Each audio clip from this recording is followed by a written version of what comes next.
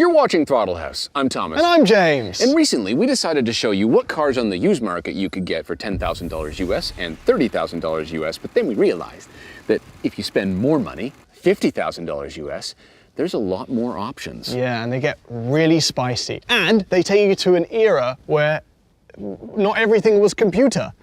They were analog and just a bit more simple and kind of raw. Yeah, like this. This is a Corvette Stingray. Naturally aspirated V8, rear-wheel drive, manual transmission. Pretty cool. It's a good option, but if you like that formula and you want more RPMs and more power, there's this, the Shelby GT350. But perhaps those are a little bit too American for you. You could get this. This is a Jag F-Type R. It's beautiful, and it has a supercharged V8 with even more power than those two.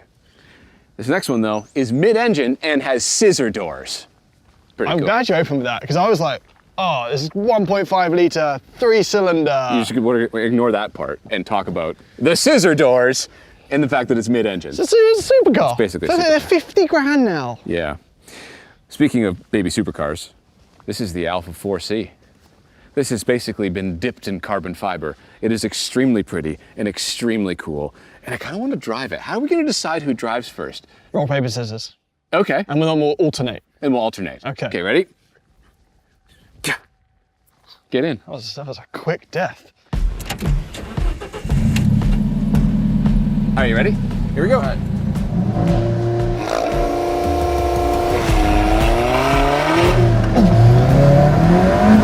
Oh!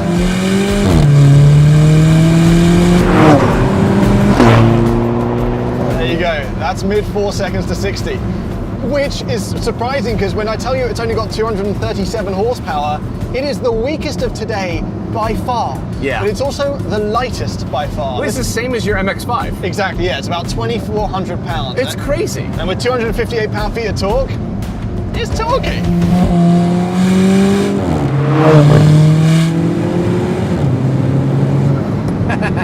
So it's boosty. It is very boosty. It's a small engine with a lot of turbocharging happening. And it's mated to a twin clutch, automatic only transmission. That's your only option for this car. Can't get a manual. Okay, so I've spent a lot of time in a 4C. Right. But the last couple of days was your first time ever driving. Yeah, this is a Turo. This is a rental. Yeah. What was your first impression of the car? Everything feels, even as you get in, it's a slightly unwelcoming cabin. Everything's very stiff and much more even though it's a refined Lotus Elise in some ways. Yeah. It was far less refined than I expected, having just like got out of a Giulia Quadrifoglio and stuff like that. Right. Also, the seating position's a bit high. I'm sure you noticed. Yeah, well, I'm just in the headliner. You just live in the headliner. Yeah, that's because this is a manually adjustable seat, and unless you have a set of Torx tools, you're not lowering it. And it made me feel tall. And so I was just enjoying that. I see, okay. And I was looking down at the gauge cluster. Oh, yeah, you can really feel the lightness there. Look at that. Yeah, like just the, I spent a lot of time in a 4C, and it drives just like a 4C, where it pushes a lot. There's a lot of understeer, but you kind of don't care just because you're always enjoying how light it is. Yes. Right? It's a constant sensation in a light car. Yeah. Do you hear the DSG farts? It's very DSG farts. It sounds like a Golf R. Like this is like a Lotus Elise had sex with an Alpine A110 and a Golf R. That's what this car is. But it feels older than I expected it to feel. Yes. Like, the closest thing to this I've driven is an Alpine A110, and it is massively close. Turbocharged, automatic, 4-cylinder, mid-engine, lightweight as key. Yeah. And the Alpine feels significantly newer and better. The Alpine is honestly a better car to drive. But we don't get it here. So, we don't get it, so this is all we get. And honestly, like, this car is barely depreciated. Yeah, well, I think you can't get, once you give it that carbon fiber monocoque and the Alfa and the Italian supercar looks, it's only ever going to get so cheap.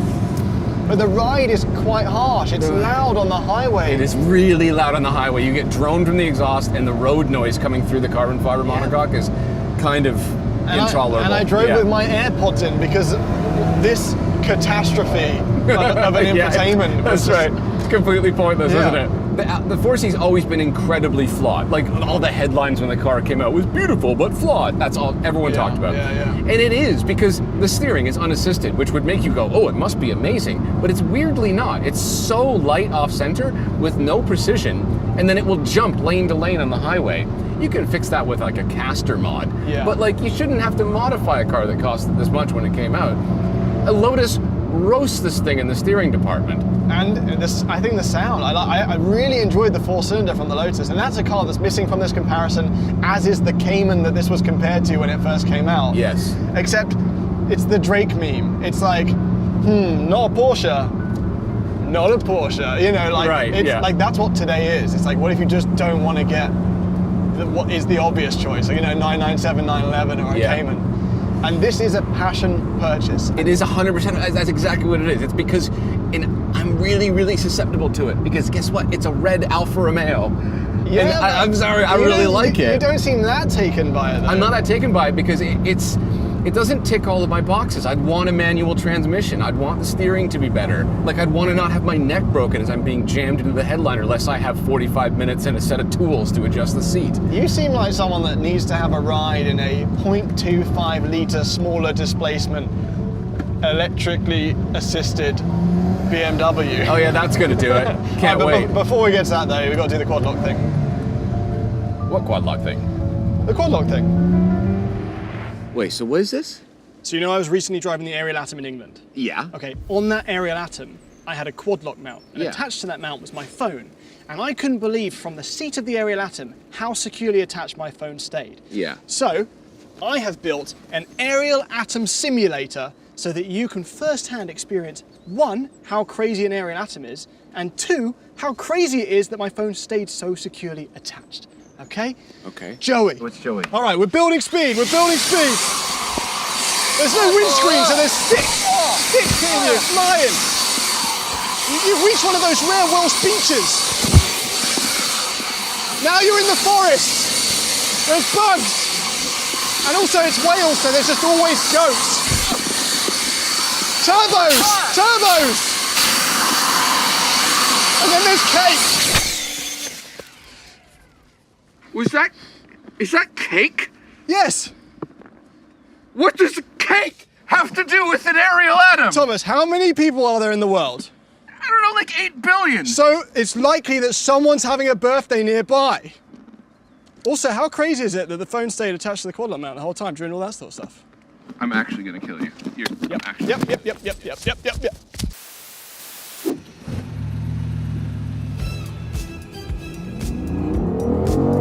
Thanks for that, by the way. You're welcome. Speaking of welcomes, welcome to the BMW i8, the car of the future, but now from yesteryear. Yes. It feels like a spaceship in here. It's been a minute since I was in one. The door, they didn't have to do scissor doors.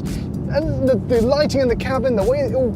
It's very spaceshipy. It is very futuristic. This is from an era of BMW where they were like testing new technologies, and like, this is the first plug-in hybrid they did. It's made out of crazy technology, carbon fiber reinforced plastics and aluminum, and everything's super light and neat.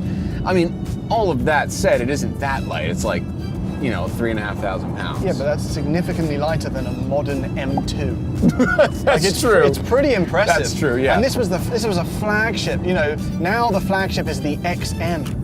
Oh, that's true. Although there are rumors that they're going to do a proper M like this again. That's currently a rumor. I hope it becomes real. Well, the fact that there's, 357 horsepower, only a 3-cylinder, I will say that. But the fact that you get this much performance in a car that looks like this, and BMW somehow managed to resist the urge to put an M badge on it as well, is quite impressive. True, yeah, true. Right? If it came out today, it would just have, this windshield would have like... There's a full M. Yeah. The whole car is just... But let's not talk about the MSRP, because this has maybe had the biggest fall from grace out of every car here. It's leveled off though. It's leveled off. You can get this one right now at Tab Auto Brokers. This is where we borrowed it from. Right? Yes, yeah, thanks to them. Yeah. So, and at that price, you are getting a mid-engine supercar that wants the whole lot I of mean, it. just be careful with the word supercar there. Okay, yeah. It's got 3 cylinders. I don't know. Yeah, but look. Yeah, Low center of gravity. That feels That feels really good, honestly. Really good. From here, that feels excellent. And this is the same year as the Alpha we were just in. Like, yeah, no, it's it feels like wildly 10 years feels newer. I don't know where this does feel old to me. Apart from the 2 screens across here, nothing about this feels That shouldn't be what makes a car feel old. 2 screens. All new cars have 2 screens. All right? Okay. And it doesn't feel crazy. I'm just here. And also, that low center of gravity doesn't hurt it. If I take this roundabout quite quickly. All right, we can hear a bit of understeer. A little bit of... Oh, very neutral. Holy crap. All right. Okay. Does the engine sound good? I was about to go off on a whole spiel. Yeah, it does. I agree. I was about to go off on a whole spiel about how, like, yeah, but compared to the 4C for 50 grand, you're looking for a sports car. There's better handling balance than the 4C. Well, they've spread everything out, haven't they? Batteries and hybrids. Batteries. And stuff. So the batteries here, and then there's a motor there, and yeah, it really sounds quite synthetic. Oh, it's just the fakest sound ever. Yeah, good transmission though. Very easy to get on with. Yeah. Listen, this comes free with 10,000 TikTok followers. Like, it's not the Yeah, audience exactly buying what it this. is. Yeah, I think it's just a bit of a marvel now that this, which was, as you said, BMW's science experiment. Yeah, this is literally a car that you buy, you wrap lime green, and you show it off to people who don't know anything about cars. Unfortunately, that's what an i8 is. But it also happens to be quite good. Yes. However, if engine, emotion, and power is your bag, well, only real scholars and gentlemen buy the next car that we're about to try.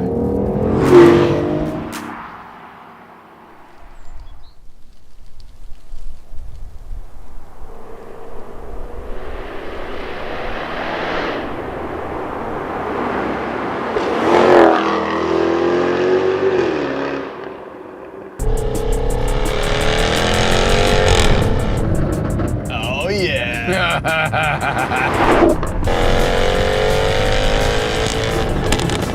You've been missing that. Oh, I totally forgot. Outrageous. No, It's outrageous. yeah, no, that's, yeah. Oh. So, Okay. welcome to a car I used to own. Yes, you did own one of these. This has a 550 horsepower supercharged Jaguar V8 engine.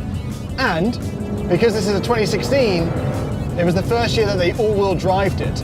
So it's still incredibly rear biased, but it means when you put your foot down, it doesn't immediately lay black lines on the ground. Okay.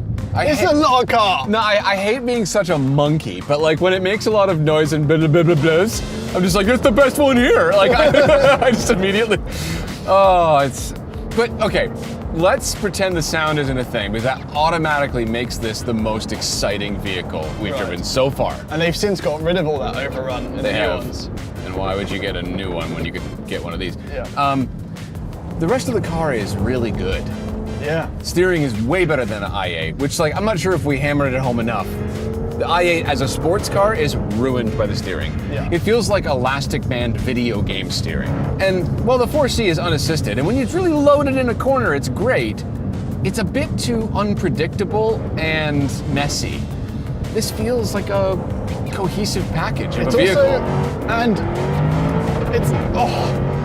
It's got creature comforts, which right now don't feel like they matter. You know, it's got heated seats, it's got a moonroof. What? Oh! The seats are comfortable. I drove to the tip of Michigan in this and back, Yeah. and I loved it. Yeah. This is pre-digital gauge cluster, so it's relatively simple. But yeah, the interior didn't change much over the years. Wait, sorry, the tip of Michigan? It's like a 3-hour drive from Toronto. No, it's 3 hours to Michigan, and then I drove to the top at Traverse City. Oh, I see, okay. Yeah. So I've done a road trip in this, and it was wonderful. I didn't have a bad back by the end. No, because it's a grand touring sports car, Yes, right? when it came out, nothing quite looked like it, so it was beautiful. Yes, And it still is, but people marveled at it, and they were obsessed with it. You know, don't get me wrong, the i8 had attention for longer. But yeah, it's good. It's just so good. The steering weight's up really, really nice. Yeah, we've got a ZF8 speed as a transmission. The chassis feels excellent. It's light enough. It's light enough. It's not that light, but it's light enough. Yeah. Where does it fall down? I mean, Where does it fall down? I wouldn't get the all-wheel drive one. then you only are limited to 2015. That's the only year you can get that's an all-wheel drive for the V8. I think that's probably where I would lean, just because it's it's almost too easy. You want to be an absolute hooligan? I want it to be an I absolute will say, dangerous Jag. For me, when I bought it as a much more uninitiated driver, I was perfectly happy with the all-drive. I even did have a few pants poopy moments despite the all-drive system. So. I think I might have a weird secret love affair with Jag. I don't know, every single time I get in one of these cars... As your therapist, I can explain this. Okay, go ahead. It's a baby Aston. Oh, that's what it is. That's what it is, right? 100% that's what it is. There's just something about this like concept of British muscle. It's like an SAS guy that goes to a fancy dinner and has the high quality bottle of wine, but then like smokes some Nazis later on that evening. So right? He's wearing a suit, but you know it's not the right clothing for him. Right. Like, why exactly. What's under there? Exactly. I think cool. Look, the interior is a bit plain. It's all black on black on black. Like it doesn't compare. I actually haven't looked at it since we got in.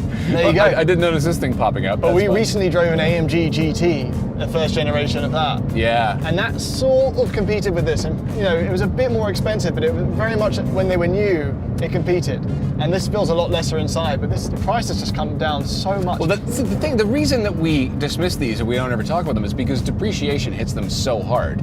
Yeah. But when you're getting one that's already depreciated, and what we've left out now is that the F-Type R can actually be had for even cheaper than 50 grand. You are now starting to see the SVRs for this price. Right, yes. And the SVR, so I bought a 2016 F-Type R. As the SVR came out and I wanted it. It was blue, it had the extra vent on the side, it had the wing, it had 25 more horsepower and Alcantara and blue stitching. I was like, yes! And I went there and they offered me as a trade, I had owned my car 2 weeks. Okay. They offered me as a trade $40,000 less than my purchase price. And the delta was $95,000 to get the SVR. So I never owned an SVR, but Fair enough. But now you can for 50 grand, and that is a metric poo ton of car. And in fact, when I came to sell it 2 years later, the only reason I have an issue with this car is it robbed me of $35,000. And that's what led me to buy my MX-5 for less than the depreciation I experienced on my Jag. And I've never looked back. Yeah.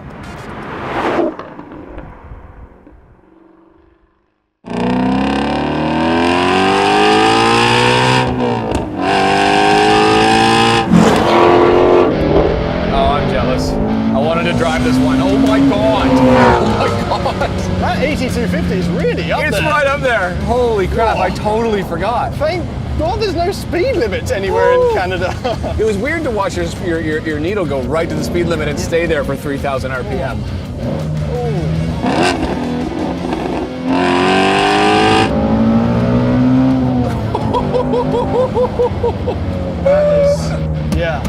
Okay. It feels like it's gonna break. No. It feels like it's gonna I've break. got all the confidence. That's a very high-strung engine, That's James. Ford performance you're insulting there. That oil temp and oil pressure gauge, they're not for show. You pay attention to them. I've got a small confession to make. Okay. Out of the cars we have today, the GT350 can only be stolen at $50,000 US. Right, yes. There are a few, and they're working, but only the higher mileage early years. Yeah. This is an 18, it's from Applewood Chevrolet, thanks for letting us borrow it, and it's priced just a little bit higher, but we wanted to include it because, in case you missed the memo,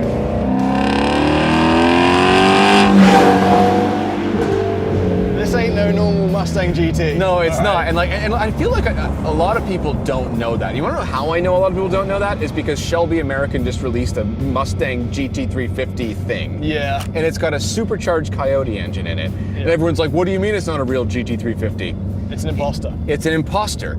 We don't want to use the word, sham and... No, we've been advised by our lawyers not to use it. Yeah. Anyway. This is a flat plane crank V8, just like the Chevy Z06. However, this one has unequal length headers. Right. Which means that it gets the combination of like the light, frantic, high revving thing, but also like an American warble. It's also an engine that has its own name. This isn't the 5-litre Coyote engine. This is a 5.2-litre Voodoo. And it's the only car that got it. The GT500 has a supercharged Predator engine, so this is rather unique. I've not driven the non-R before. Yeah, so the R is way more hardcore, right? It's got the carbon fiber wheels, crazy suspension, and it has like it has better steering in this. The steering in this is like a little bit better than a normal Mustang. Yeah, it is better. But it's not as good as the GT350R. And right? the Camaro is still better than all of them. It's by a long shot, actually. But yeah. it also has rear seat delete, tech delete. Like, this is the more road going. You can add those back in on the R, but this is the more road going one. But this almost makes more sense. I know, and it still revs to 8250 RPM, and it still has 526 horsepower. And unlike the GT, this has a Tremec transmission. This is a Tremor. I don't mind the Get-Track in the GT. No, I know, but the problem with the Get-Track isn't necessarily that it feels a little bit worse. It's that they blow up. Yes. They break shift forks, I think. Anyway, this is a durable and good feeling transmission. Feels fantastic. Yeah. Like the Dark Horse, this engaging with this engine with my foot and my hand is a wonderful, wonderful experience. The seats are comfortable. Yeah, the interior doesn't match up to the Jag. No, it's a bit plasticky, but it's not bad. But what does the market say when it comes to price? The F-Type Rs are cheaper than these. The market values simpler engined, simpler formats, special engine things. Yes, I think that the market values rarity. Yeah. And this feels a lot more of, in the last 15 to 20 years of Ford's history in the Mustang, this one really, really stands out for me. It does, like, I've almost forgot about the GT500. Do you know what I mean? Interesting. Like, you know, it's great, it's supercharged, it's very fast, blah, blah, blah, blah, blah. But this for me is everything. This engine is so much more exciting. I would take this engine over any supercharged V8 from Ford I've ever driven. No question. Just because of emotion? Emotion, revs, sound. You know what's funny is that you just hit a pitch in my ear. I can't see the tech, but you just hit a pitch that made me realize you've been short shifting instinctively. Yeah. Because maybe you don't want the engine to blow up, but also... I'm at like 700 kilometers an hour at the top of first gear. Yeah, but it's fun just to downshift, you know, like... Oh, yeah. Yeah. But like, give us a rev right to the red line again, and just listen to how far it goes.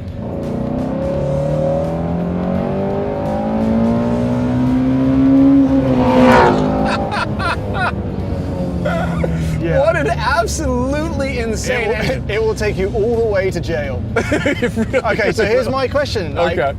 sound-wise, only sound. Yeah. And there's obviously massive lifestyle decisions going on here between these cars. There's image Yeah. we are not here to talk about. We're not representing the buyers, we're representing what $50,000 can get you. Yes. F-Type R versus this for sound. F-Type R is better on the overrun.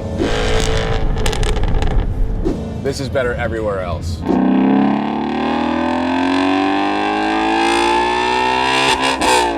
And you get to roll your extra gears around, yeah. which means that this has the leg up in terms of straight line experience. This is a more fun car than the F-Type R for the money. That makes me wonder what happens if you stick that recipe, manual, naturally aspirated V8, in something that's more F-Type shaped.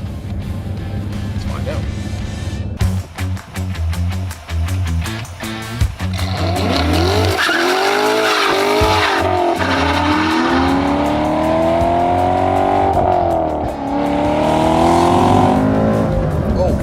That's not a slow car at all. This is a 2014 C7 Corvette. And it is the highest displacement car by miles. Yeah. It sips. It sips the BMW i8 engine for like a top up. Oh, for sure, yeah. That's a 5-hour energy. I've always liked this car. I've always liked the C7. It had its problems when it existed. You know, it's leaf springs, which the C7 owners will die on the hill, but they're actually better. Did you know that? There are reasons they did the leaf springs. There's that. The point is that this car limit oversteered to a dangerous degree going into corners on a racetrack. This thing was a handful. Now, I don't think that's necessarily a fault. In my book, that makes it fun. But the C8 was a whole generation jump. It has to be said. Huge jump. Jesus. That's quick. That's quick for the Stingray. So this has 460 horsepower, which is not as much as the F-Type, but it's lighter. It's lighter. 3,400 pounds. And this one we're driving is equipped with the Z or Z51 package. Is that a package that you must get? Yeah, for $2,800, Yeah. you've got the most absurd amount of upgrades. More aggressive suspension tuning, an electronic limited slip diff, closer spaced gear ratios, larger slotted brake rotors, aero tweaks, a dry sump oil system, upgraded anti-roll bars, and then coolers for the diff and transaxle. Yeah, it's like, well, I don't understand. Like all of that stuff doesn't cost that much money. It costs way more than that. Way amount more. of money. There's somewhere where the Kingsman's American counterpart lives. Right. Yeah. This is surprisingly nice inside. Yes. Like, especially just jumping out of the Mustang. You've got this carbon fiber panel here. Yeah. These leathers are they're fine. They're fine. They're fine. They're fine. I like that my dual zone climate control gives me my own button over That's here. a cool feature. Actually. I have a ventilated seat. Yep. There's comforts here. And this cockpit, even from here, it looks like this thing's for you, man. This is you. Yeah, you drive this yeah. thing. Look at that gauge cluster. There's something Las Vegas about the red, though. 100%. However, I Yeah. can't comment because I had an F-Type R in exactly this spec. Oh, White exterior. horrible. Red in Horrible. It befitted Horrible. me. I was a real party at that point. I stayed up past midnight. Wow. And now I realize, as a father, midnight really is the middle of the night. It's so aptly named. Yeah. Midnight. It's in the name. Midnight. The seats are a huge upgrade over the C6 we drove on this exact road. And apparently a lot of C6 owners retrofit these seats because they're a huge jump. The steering in this is better than the C8, and I think the steering in this is better than everything else today. Yeah. That's funny because over 10 years ago when this came out, it was criticized. The electric rack was got criticism, but then I don't understand how anyone that jumped out of a C6 into this didn't say, oh my God, it can now steer. And I'm gonna get flack for that, because Yeah. I know that the C6 got amazing track times, all right? Yeah, but the C6 felt like a 90s car, Yes. right? This doesn't. This just feels like a modern sports car. It's such a sports car, this car. And we've driven the Z06. Sounds good. So, we've driven the Z06. Push rod 6.2 litre. And I just don't, you don't need it. You do not need that amount of power. Like this is... You'd get a C7 Stingray over a C6 Z06. Okay, hold on a second. Okay, wait, so C7... You'd get this over the last thing we drove. Yes! That! Oh God. How's the shifter? How's all the manual stuff? The shifter is a weaker point, I will say. It's like, it takes a lot of effort to go into the gate, and the gate is long. Right. Like, if that makes any sense. Like, it's really like in there. It's not bad. It's better than a BMW. There you go. Everything's better than BMW. Shut your mouth. This is a very analog sports car, right? Right. Like there is rev match and stuff, but when you turn it off, you are actually on your own. It doesn't feel like there's anything helping you. You must know how to drive a manual, which I like. And the ride is good. This has the optional Magna ride. Yep. Which so does the GT350, but it transforms this into a not punishing experience at all.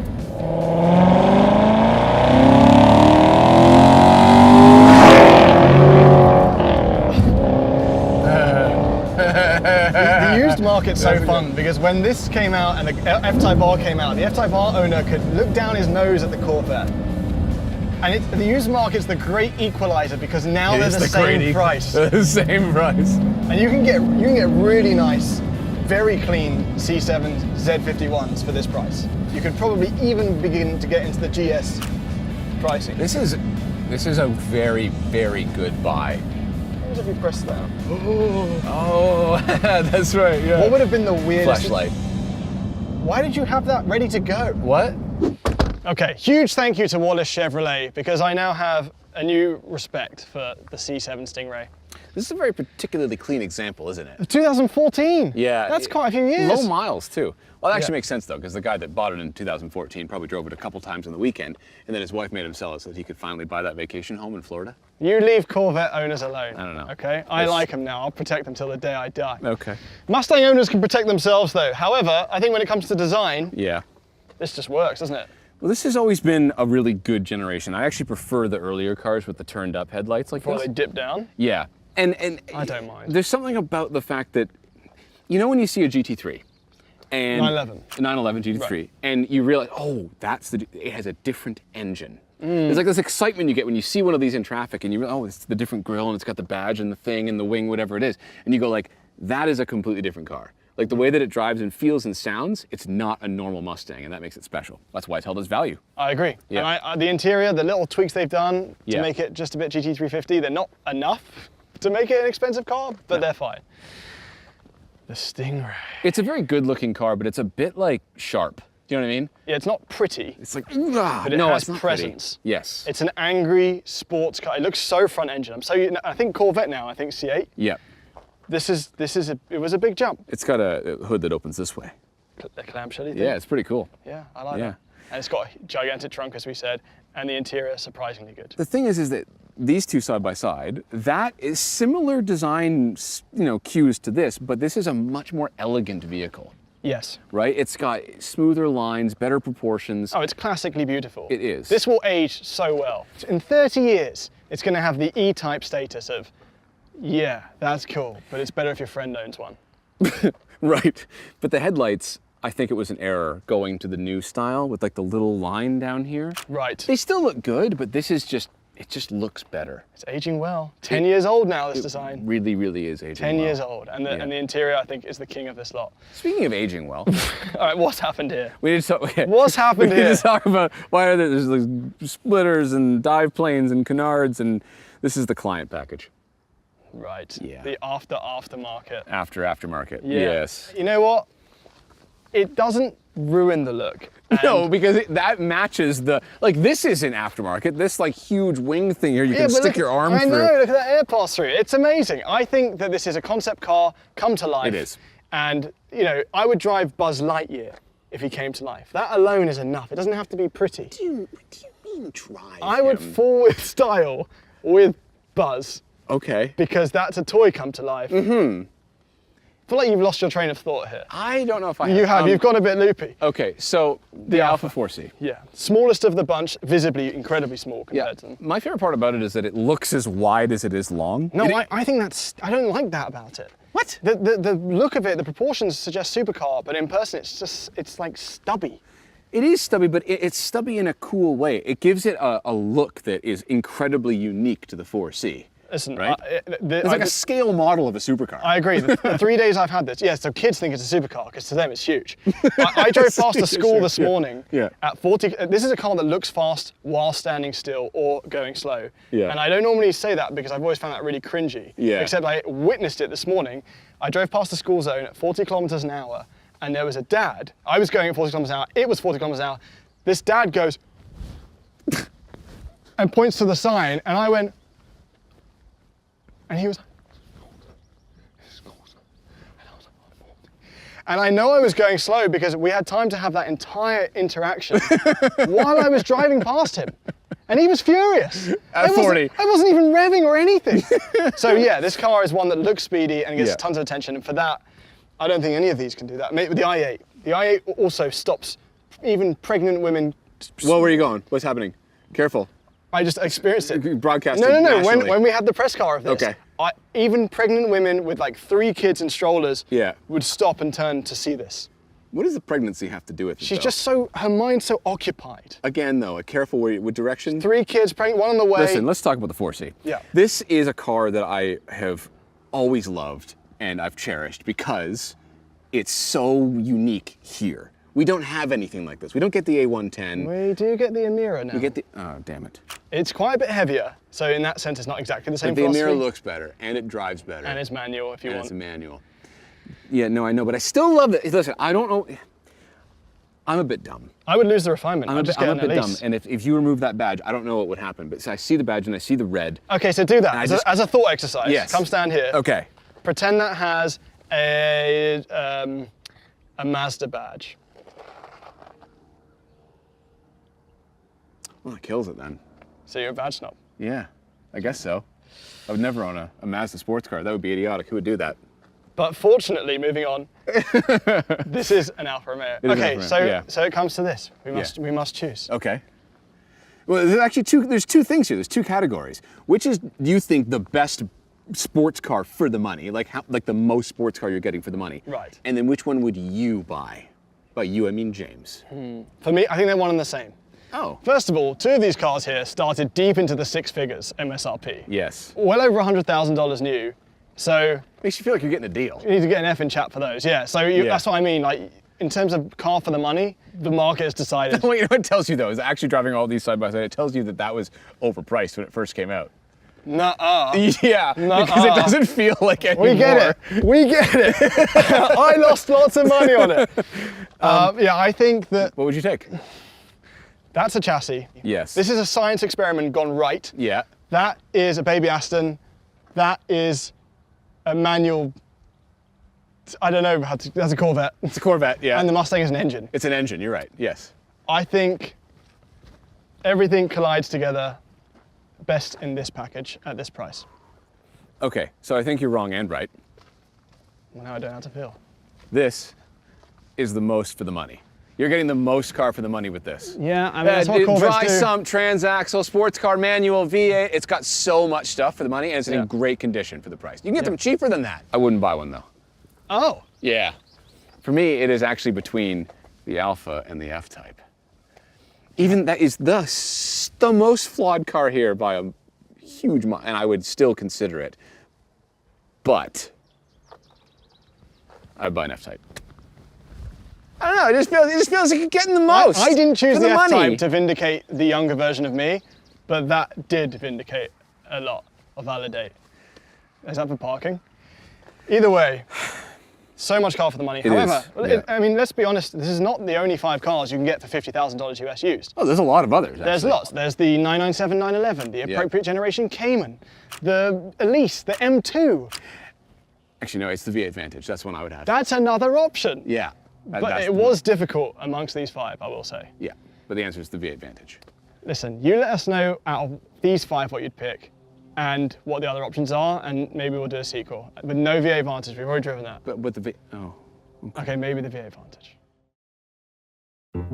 Speaking of Vantage, it's time to take advantage of Quadlock's support for this video. Genuinely excellent foam mounts that not only have I, and now Thomas, proved can handle the aerial Atom experience, sort of.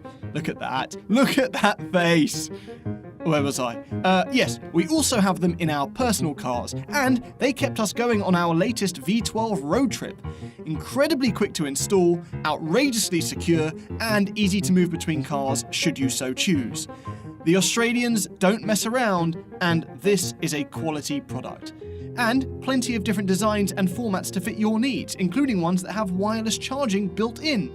And we have a 10% discount code.